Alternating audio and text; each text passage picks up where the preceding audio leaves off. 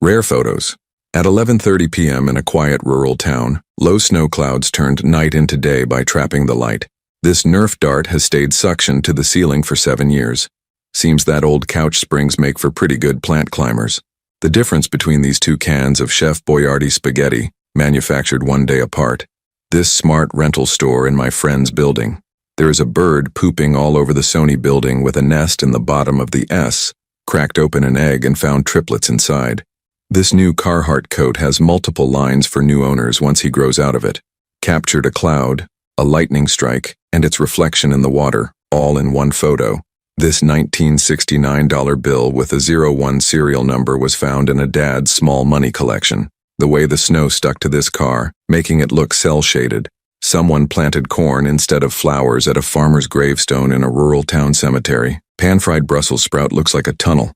Someone checked in a stick at the airport.